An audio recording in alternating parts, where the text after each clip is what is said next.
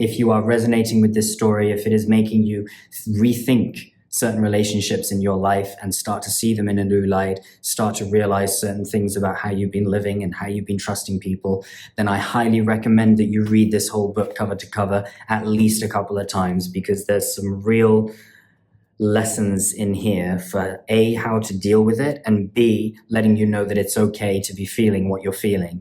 It's okay to feel like reality is kind of breaking down around you, because it is scary as hell when you start realizing that someone has been manipulating you and start trying to realize that you have the power to say no and to break through. And that's what this book is about. So I really strongly recommend that you give it a read and that you forgive me for my flaws as a first-time author. I have not had the time to be editing this fully. I have not had the money to hire professional help to get this book into a mass audience format.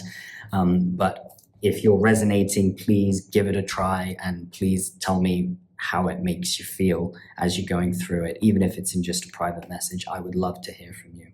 Time Not Here by me. Chapter 10. As the days counted down, Daniel could not settle on whether this was actually happening, that he was about to win this war, or if it was just the next level of drama in Lath's toolkit. It could be another ruse, he had told Sam. He lets me think he's leaving, then at the last minute begs to stay, thinking that if he's deferential enough and makes a point that he's sorry, then maybe I'll give him another chance. Sam agreed that he should hold off the celebrations until Lath was out of the house. Make sure you get the key from him when he leaves. Last thing you want is to think he's gone and then find him back in the house a few days later. I don't know what to expect. My mind's been running wild with the various scenarios he might come up with. Wounded soldier routine, physical threat, story about a family member, could be anything. Keep calm, and whatever you do, don't use the opportunity to tell him what you really think of him. Just get him out. A few more random items from the house were gone by the time he returned from his lunch with Sam. He walked in on a negotiation between Lath and a buyer for the bookcase they'd built, the day after they'd moved in. She was a beautiful mid-30s woman with a tiny chihuahua's head poking out of her handbag. "Can you give me a hand getting this in the van?" Lath asked after Daniel had taken off his shoes. "Sure."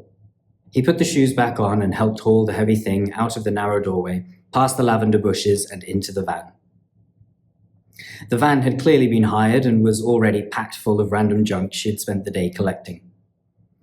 Lath waved the woman on her way, then turned to Daniel and smiled a large toothy grin.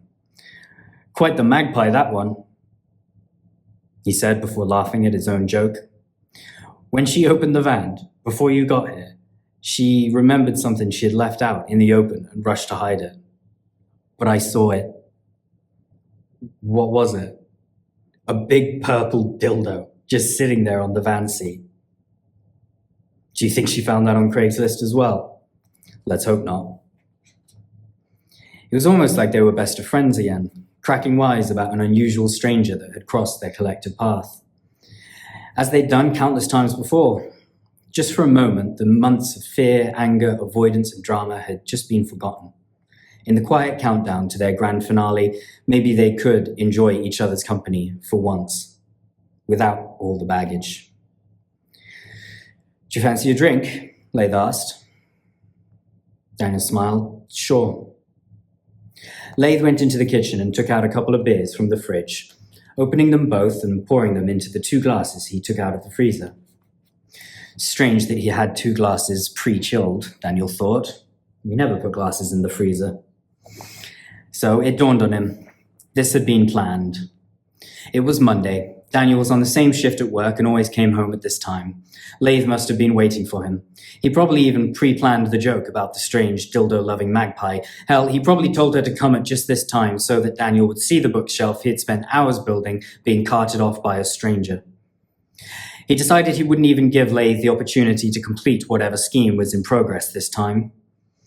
Actually, on second thought, I forgot I was supposed to meet a mate for drinks in about half an hour, so I only have enough time to shower and get turned around. Lath handed him the beer and said, "Look, if you don't want to drink with me, then fine, but take the beer with you upstairs. It's only going down the drain otherwise." He took the beer from Lath, who tipped his head in what looked like a gesture of understanding, and went upstairs. Great. Now he had to go back out and meet a fictional mate. He poured the drink down the sink once he turned on the shower. If the cat is fair game for poisoning, he was not going to accept an open beer from the man. No, he had to keep his guards squarely up, in full anticipation of the danger that lurked behind the niceties. Finally, Wednesday came, and Daniel left the house in the early morning to go to the gym and swing kettlebells around a few times. No harm in getting the muscles ready, right? Just in case. He stayed out until lunch, wanting to wait as long as possible before finding out whether Lathe was actually going to leave. When he did get back to the house, it looked exactly as it had in the morning. No suitcases, no boxes, no clues of any kind that someone was about to move out. He walked upstairs and found Lathe's bedroom door open with no one inside. Checking the bathroom and his own room, Daniel then peered into Lathe's room and saw that it was just as messy as it always was. No bags, no boxes, and no signs of packing. He went downstairs and made a coffee. Still undecided about how he should play the next few hours, he sat back in his ginger throne and lit a cigarette. The first in a long line of smokes. They came one after another until Lathe finally walked through the front door almost 3 hours later. Lathe went straight upstairs and slammed his door shut. Best to stay out of the way, Daniel thought. He didn't want to have to deal with whatever drama was coming. The door slam was clearly an invitation to come upstairs and ask about what's going on. But he wasn't going to play along. He continued to sit, waiting. It was 9 p.m. before he heard Lathe come back out of his room and stomp down the stairs. Each step had the full force of the man's rage, slamming his boot into the wooden stairs. By the time he'd reached the ground floor, Daniel was scared. "Oh, I didn't know you were in the house," Lathe said with a friendly tone as he came into the conservatory. Daniel knew this was a lie. He had seen Lathe peer around the corner from the front door when he came in. The large glass doors separating the conservatory from the living room gave a momentary but direct line of sight from where he stood to where Daniel sat. "Been here a few hours," Daniel said, taking another drag on his latest cigarette. "I thought you were working," Lathe said as he sat down on the white sofa and lit a cigarette of his own. "They cancelled my shift," Daniel lied. He'd specifically asked another waiter to swap shifts with him so that he could have the day free to deal with this. "Right. So it's Wednesday," Daniel said, hoping to get some information about what was to come. "Indeed. I suppose I ought to tell you where I'm going." He took a long pull on his cigarette. "It's a bit of a weird one, really. I expect you'll probably think I'm mad for doing it." "Are you joining the Foreign Legion?" Daniel asked with a wry smile. Lathe had once waxed lyrical about the Foreign Legion, a colloquial term for a division in the French military that accepts any applicants regardless of financial ruin, criminal background, or nationality. It can be a last resort choice for young men who have nowhere to go and are looking for adventure and a big challenge. Lathe had joked about joining in the past, his idea being that at least he'd get to build some discipline, command others, and not have to worry about where food and board was coming from each week. Not to mention the unspoken appeal of having a gun in your hand and permission to take the lives of other men. Lathe laughed out loud with a big smile. "You know, you're much funnier than you think you are, Daniel." He knew himself to be a quite serious person, and while he enjoyed a good laugh, he was rarely the instigator. Lathe's compliment meant more to him than he wanted to admit. As he let the warmth of the compliment fill him up, he remembered to stay vigilant. Flattery is the oldest trick in the book for a psychopath trying to gain control over a fool. "Not yet," Lathe said after a few more seconds laughing, "but it's almost as bad as joining the Foreign Legion. Let me give you the backstory. I was trying to think about where I could go. I thought maybe back to Great Yarmouth, but that's not possible with the bailiffs on my tail. So then maybe Manchester, Leeds, even somewhere else here in York. But I kept running into the same problem. Money. I can't afford to pay a deposit on a house and can't even get a few weeks' rent together, even after months of that stupid fucking job. But look, I'm 31 now, matey, and I'm done working in restaurants full of Eastern Europeans that can barely speak English, and for companies that don't give a shit about their staff and only care about their bottom line. But wherever I go, I have to put up with the madness that is the UK service industry right now, if I want to have a chance of paying rent. So I thought, well, all right, what What else could I do? And it occurred to me that if I didn't start pursuing something I really love now at 31, then I'll probably never do it. Sound sensible? You know me, I'm all about going full throttle towards what you're really passionate about, Daniel added. Exactly, and your way of thinking about it all has really had an effect on me, Daniel. Like, I thought I need to engineer a situation in which either I succeed or I crash and I burn, and I think I've had too much of a cushion here in the UK. It's been too easy to just take a job in a restaurant and tell myself I'll get to it eventually. Sorry, get to what exactly? Acting, or comedy, or both. Over the years, Lath had often suggested that he would try to become an actor one day, or that he'd sign up to a local stand-up comedy event and just see what happened. But he never did, though. It was just talk, so Daniel assumed he was too lazy or too fearful about it. Recently, he started to believe that he had never been serious at all and only talked about it to make Daniel think that he was ambitious, a trait that Daniel thought was important in his friends and therefore worth exploiting. But the point is, Lath continued, I need to set sail across the open ocean with nothing but the dream that there be land over there. I need a fresh start, mate. In a new place, doing what millions of others have done. Look for new shores with the kinds of opportunities that were too difficult to find or undesirable to seek in the lands we were born in.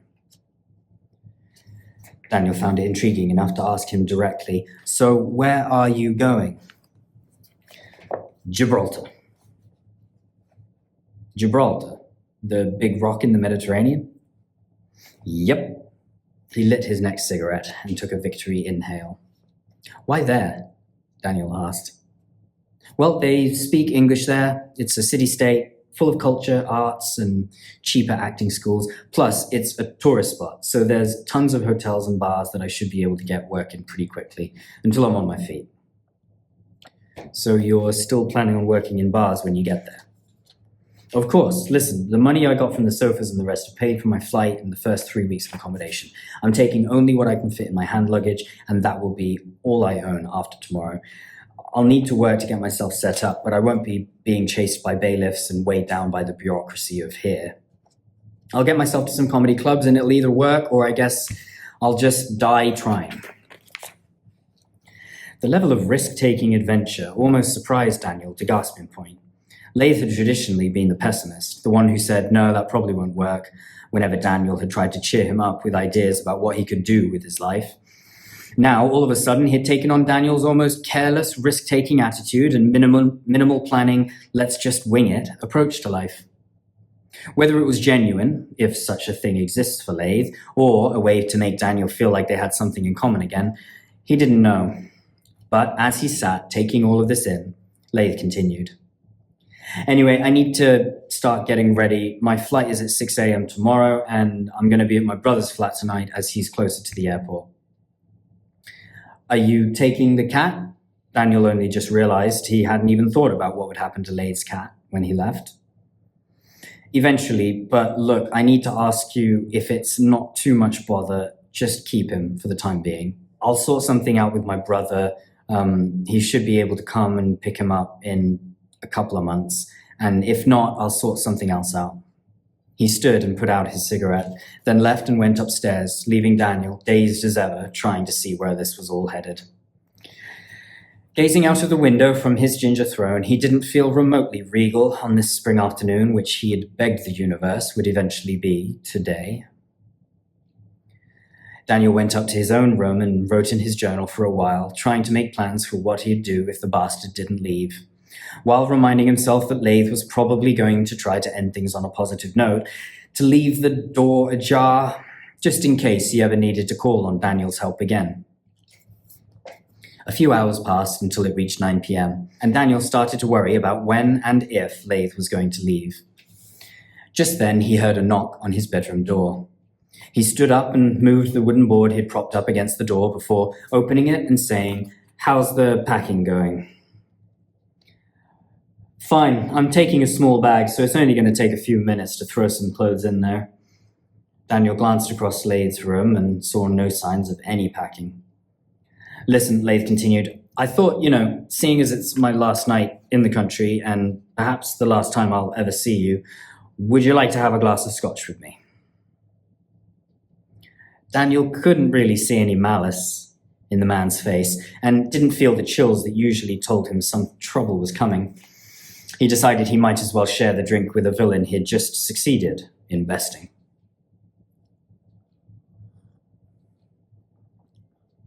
There was an unspoken mutual respect hanging in the air. Daniel holding respect for the cunning of his foe, Laith holding respect for a mark, finding him out, yet not doing him the disrespectful act of lashing out in aggression or calling him out. If an argument had ever really kicked off, Laith would have wiped the floor with Daniel, and knowing this, their avoidance of it had spared Laith the unnecessary hassle of it. Laith invited him into his still messy room, and they both took a seat on the edge of the bed. The room was too small to fit more than just a bed and a chest of drawers. On the bedside table was Laith's laptop, which Daniel had gifted Laith a few years ago, following a conversation full of guilt trips and sob stories. It was playing a YouTube video on high volume. Daniel quickly recognized the video as an episode of the Joe Rogan Experience. Shout out. A podcast about martial arts, philosophy, science, consciousness, and culture, whose 3-hour-long interviews were more casual conversations than formal interviews. It was a fascinating show, and Daniel had been a subscriber for years. He tried to share it with Laith long ago, only to be met with derision and criticism for it. Joe Rogan, he asked. Yeah, he's kind of grown on me. I think I've figured out why his show is so compelling. He's the common voice. Just a regular guy having regular conversations with interesting people. I get it. The tone hinted at sarcasm, but the main thing on Daniel's mind was the question of why he was playing the show now. He had set the laptop up so that when Daniel came into the room, he would immediately notice. It's as if he was trying to say, "Look, I like your favorite show. See?" The volume was too loud, so Daniel stood up to pause the video before turning and holding his glass out for a toast. Laith smiled and clinked his glass into Daniel's, both drinking to this long-awaited moment.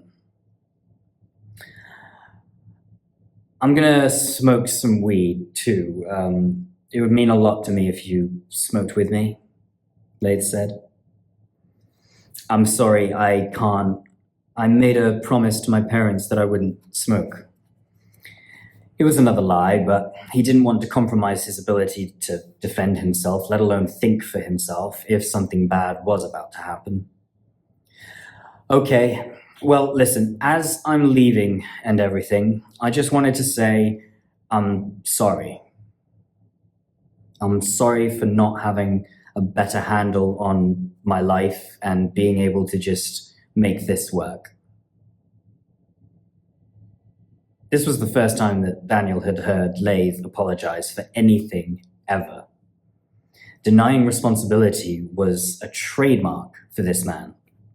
Yet here he was, apologizing. I really wanted this to be a great time, us living together, and I could have done more to pay my way. I still don't understand why you fell out with me or what you think I've lied about, but I don't blame you for running out of patience. He took a big draw on his freshly lit joint as Daniel sat silently, in disbelief. Laith looked down as he shrugged his shoulders and said, I have this dark side, and I normally have a pretty good handle on controlling it, but I don't want you to think that I don't consider you my friend. It's really quite the opposite. He looked up at Daniel with a look of sincerity that had never, ever been present in all of their years together. But I guess the darkness got in the way again. Was this an admission? Daniel wondered, is he actually telling the truth for once? I know, Daniel said with understanding. A long silence took hold of them both. Daniel didn't feel fear. He didn't feel anger. He just looked up at his old friend and saw a tortured soul. A man who could not control his own manipulations, who cared so much about gaining power that he sabotages all his relationships. Daniel was just the latest in a long line of disappointed friends and loved ones. For the first time, he actually felt pity for the man. He remembered how Laith had told him about his abusive mother, how he'd been forced to learn coping strategies at a young age to deal with the beatings. What if those coping strategies were the same manipulation tactics he'd been using on Daniel? Hoping to make the most of the opportunity and honest conversation with the man, he asked a brave question. Laith, as this is our last night and we might as well be honest with each other, I have to ask, that night with the mugging, was that real? Laith sighed. Look, it wasn't as bad as I made it out to be. Yes, I was punched by a twat who wanted to steal my phone, but I didn't push him in the canal, and it wasn't that big of a deal.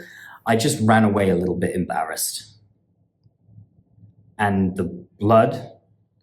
He sighed again.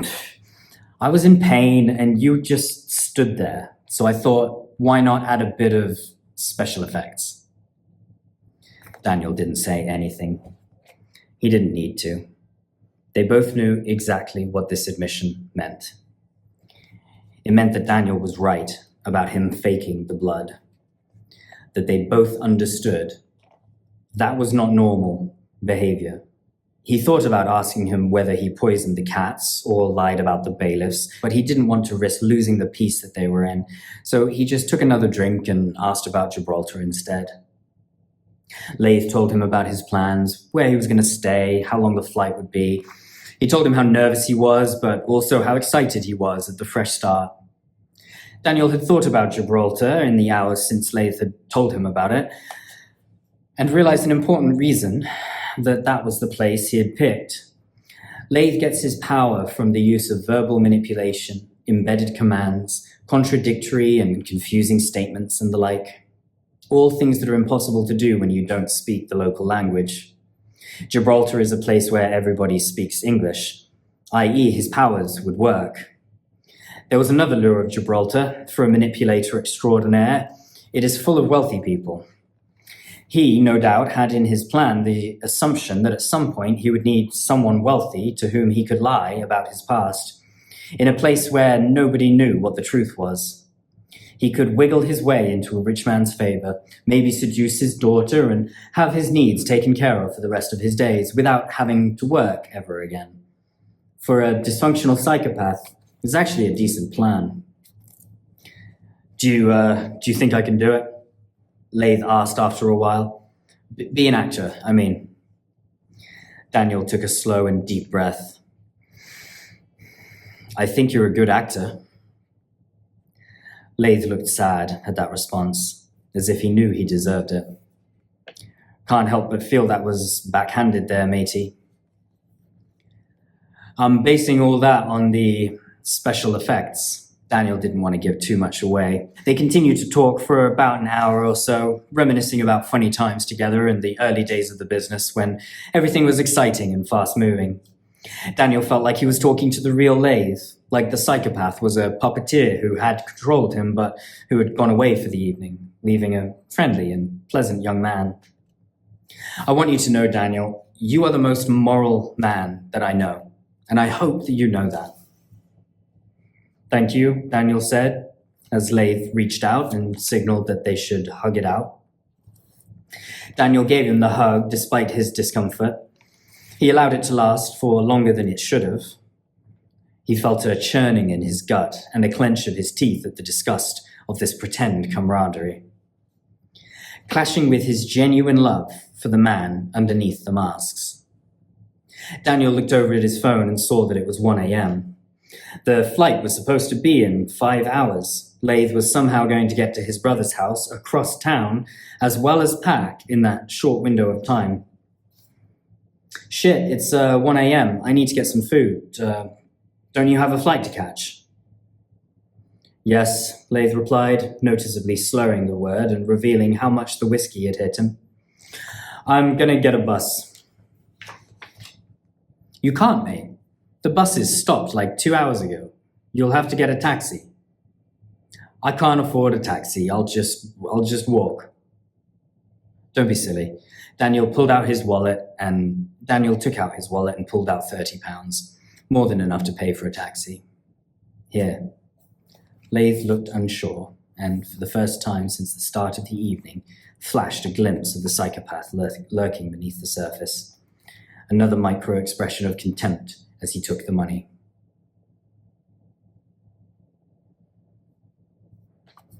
Shall I order the taxi for you? Daniel asked, trying to hurry the thing along so he could finally get his closure. Laith swayed under the effect of the whiskey. He looked angry. I'll get a taxi when I'm ready to, he mumbled and then laughed. Looks like the dark side is back, Daniel thought. He had no proof that the Gibraltar plan was even real. He had seen no plane tickets, hadn't seen any packing, and for all he knew, Gibraltar could be a big fat lie to enable this evening of palling around to occur. Exactly the thing he promised himself he wouldn't get seduced by. What if none of it was true? What if he's just planning on getting up in the morning and saying, shit, I missed my flight. Oh well, let me stay a little longer, would you? Like a good mate, you know? What if he had more sinister plans? Now that I've stupidly let my guard down after months of being so careful. As he tried to work it all out, he walked down to the living room for the first time since he had gone upstairs earlier that night. What he saw shook him to his core more than he ever thought possible. It made the fear he had felt all those months ago, during the knife incident, seem like nothing. He turned and bolted for the door, hearing Laith's door slam open and footsteps stomping down the stairs fast. Fumbling for the keys, his heart raced. Daniel grabbed his bag and slammed the front door behind him.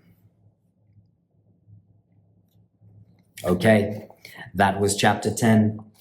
Thank you very much for joining me. This is my novel, Time Not Here. It is available on Amazon, anywhere in the world that you are.